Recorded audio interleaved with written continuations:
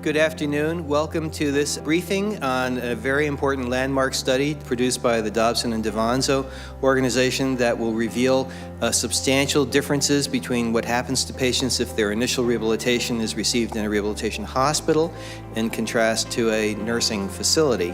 Care in a skilled nursing facility is not the same as rehabilitation in an inpatient rehabilitation hospital or unit. It just isn't. Rehabilitation hospitals are one of the key settings that people with severe injuries, illnesses, or disabilities can get access to intensive, coordinated rehabilitation.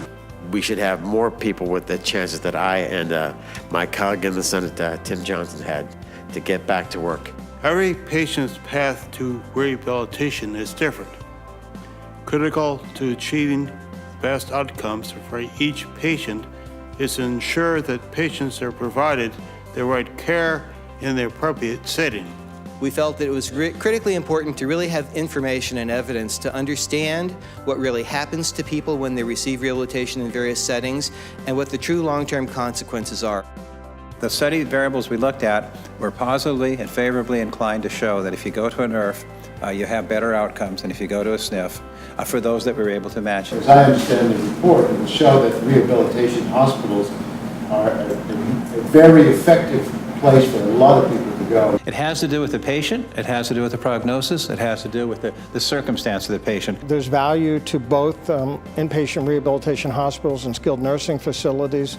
However, the clinical team on the site need to make that best decision with the understanding of the outcomes that the study shows. The cheapest care is not the best care, and we have known that in the rehabilitation world as a physiatrist for years. Things like site-neutral payment or even changes to the 60% rule standard are not good public policy. They don't serve the interest of patients. They don't really serve the economic interest of the Medicare program.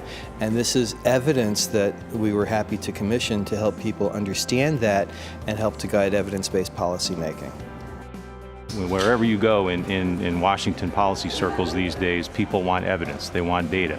And this is finally a seminal study that really demonstrates the differences between inpatient rehab care and skilled nursing or nursing home care in a very significant way. I think we ought to set a national back-to-work regimen to make sure that we have peer-reviewed, scientifically valid ways to bring people back, make sure they get back in the workforce.